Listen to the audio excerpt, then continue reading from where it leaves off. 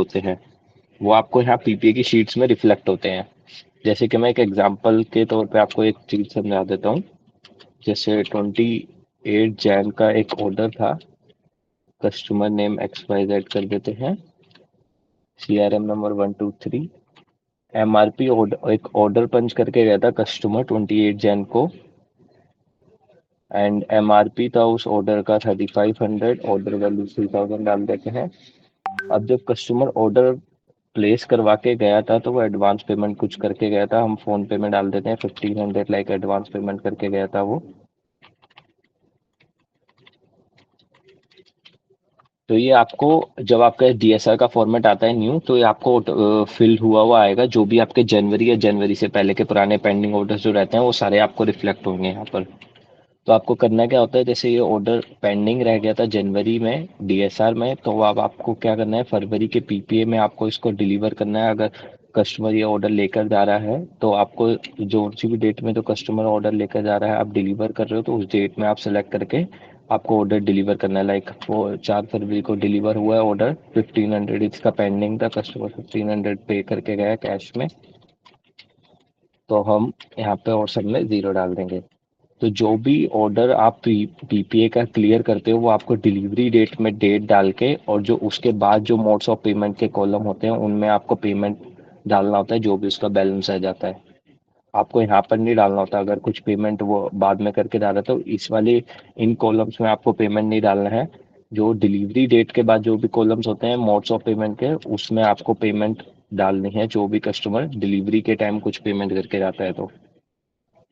ठीक है, ऐसी और भी ऑर्डर्स हो सकते हैं जो भी आपके पेंडिंग रह जाते हैं, वो सब यहाँ पे आपको रिफ्लेक्ट होंगे। आपको यहाँ करना क्या है, खाली डिलीवर करना है, और जो बैलेंस अमाउंट होता है उसका वो यहाँ पर आपको डाल के उसको डिलीवर करना है ऑर्डर को। तो किसी को पीपीए की शीट में डाउट है क्या? नहीं सर। ठीक है। हाँ सब सही है। ठीक है, अब हम आगे बढ़ते हैं। अब सेकंड शीट है हमारी DSR की। अब DSR की शीट में क्या होता है, जो भी हमारे करंट मंथ के ऑर्डर्स जो होते हैं, लाइक ये फरवरी का DSR है, तो जो भी फरवरी मंथ के ऑर्डर्स होते हैं वो सब आपको यहाँ पे रिफ्लेक्ट करने होते हैं, यहाँ पे आपको पंच करने होते हैं। जो भी आप CRM पे पंच करते हो ऑर्डर, वही आपको सेम एज इट इज यहाँ पर भी डालने होते हैं। लाइक आपको ऊपर कुछ हेडर दिख रहा होगा, यहाँ पर है order booking date, customer name, mobile number, software CRM number वगैरह, एंड MRP ऑर्डर वैल्यू। अब लाइक हम एक एग्जांपल मान लेते हैं, 1 फरवरी को आपने कोई ऑर्डर पंच करा CRM पे, तो वो एज इट इज आपको यहाँ भी डालना है। हम कस्टमर नेम लिख देते हैं समीर, मोबाइल नंबर डाल देते हैं यहाँ पर।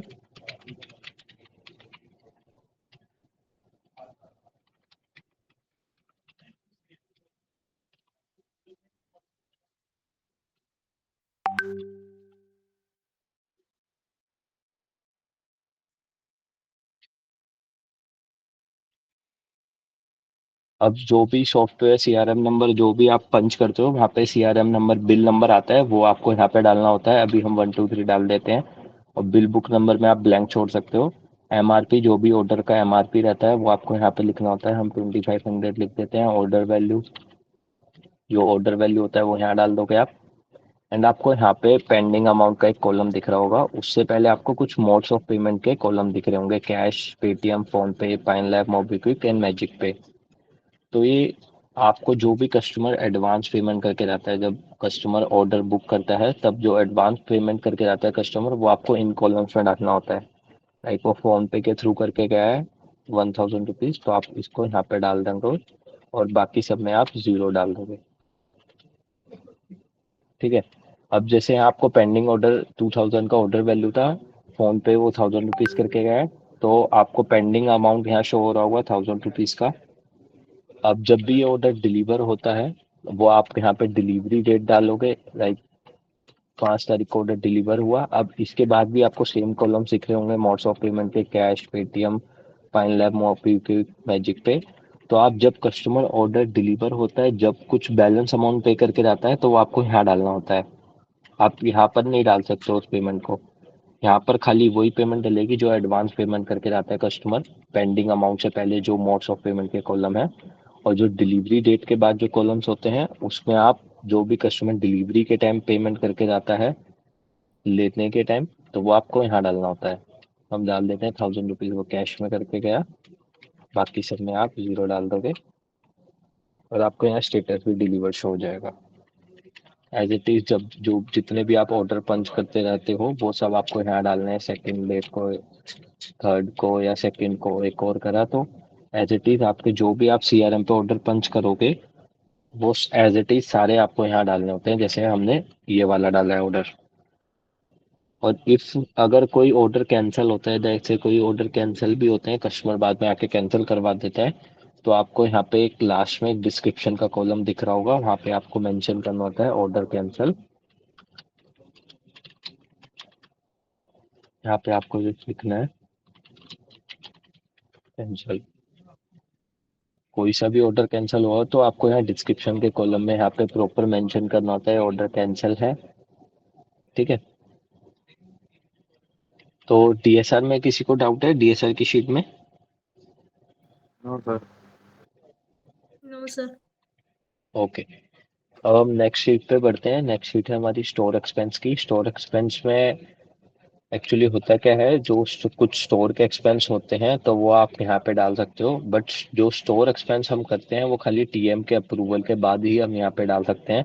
आपको ऊपर कुछ हेडर दिख रहा होगा, date, particular reason, TM name और पेड बाय और अमाउंट।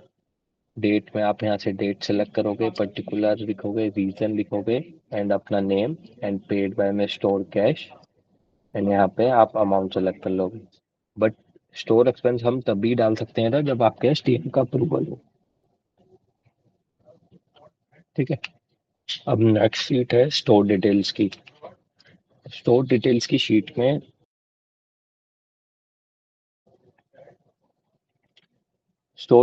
शीट में दो चीजें हमें करनी होती है। एक तो यहाँ पर अपनी अटेंडेंस फिल करनी होती है, और यहाँ पे आपको एक कॉलम दिख रहा होगा, physical cash at store as per Optum.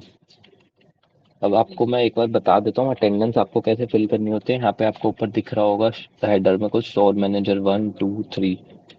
तो किसी स्टोर पे एक या एक से ज़्यादा भी ऑप्टम होते हैं, ये इसलिए बना रखा है हमने।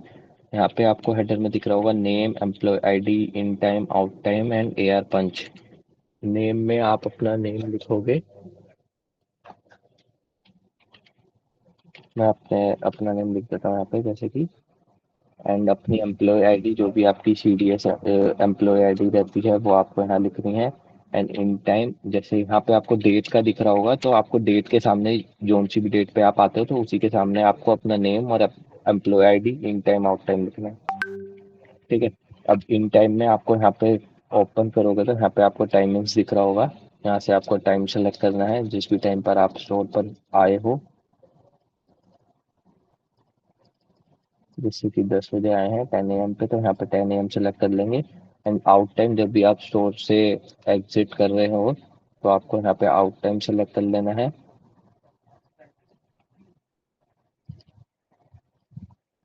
9 PM सेलेक्ट कर लिया जैसे कि मैंने। तो आप, ये आपकी अटेंडेंस फिल हो जाएगी यहाँ पे प्रॉपर। एंड एआर पंच में क्या होता है, एआर पंच में जैसे आप ऐप पे भी अटेंडेंस लगाते हो, इफ आप कभी भूल जाते हो ऐप पे पंच आउट करना तो आप एआर लगाते हो फिर बाद में उसका।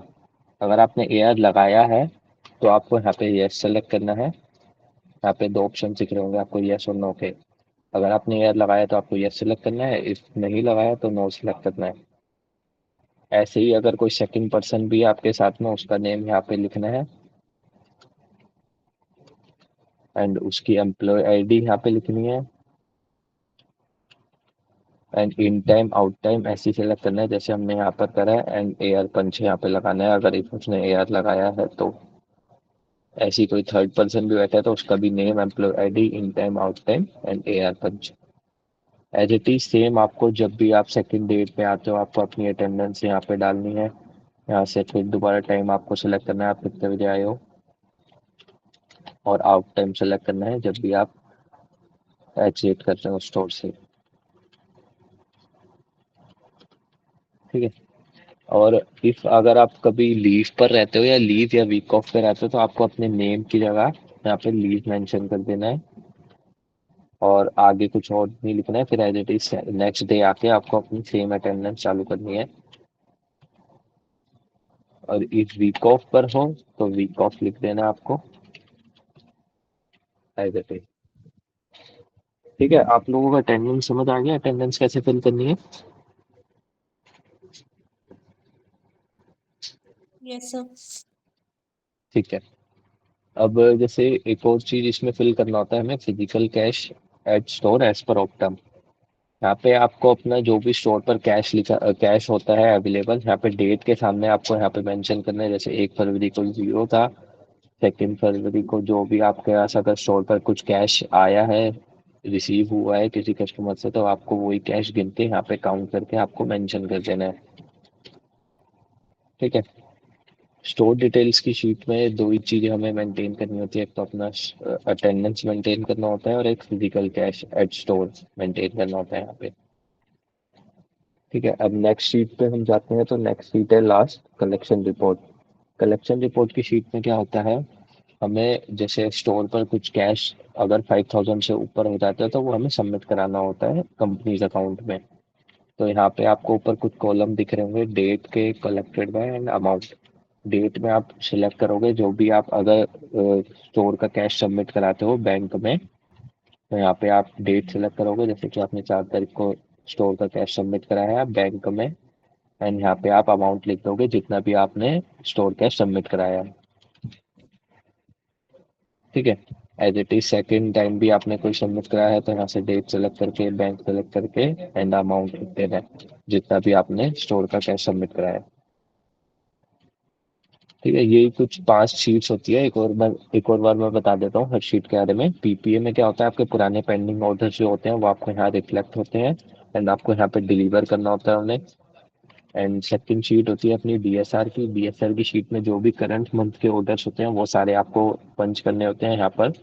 जो भी आप सीआरएम पे पंच करते हो सेम एज इट इज यहाँ पर भी डालने होते हैं आपको। स्टोर एक्सपेंस की शीट में स्टोर का कुछ एक्सपेंस होता है तो वो आपको यहाँ डालना होता है, बट टीएम के अप्रूवल के बाद। स्टोर डिटेल्स की शीट में आपको दो चीजें करनी होती है, एक तो अपनी अटेंडेंस मेंटेन करनी होती है और एक फिजिकल कैश आपको फिल करना होता है यहाँ पर। क्या लास्ट शीट में कलेक्शन रिपोर्ट। कलेक्शन रिपोर्ट में आपका जो भी स्टोर का कैश सबमिट कराते हो कंपनीज बैंक अकाउंट में, तो वो आपको यहाँ डालना होता है। ठीक है, किसी को कुछ डाउट्स है किसी भी शीट में तो पूछ लो। नो सर, क्लियर है। Clear is.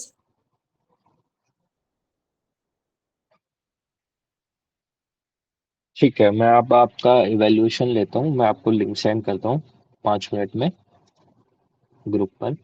आप सब वो ज्वाइन करके आप वो कंप्लीट करना अपना। ओके। ठीक है सर।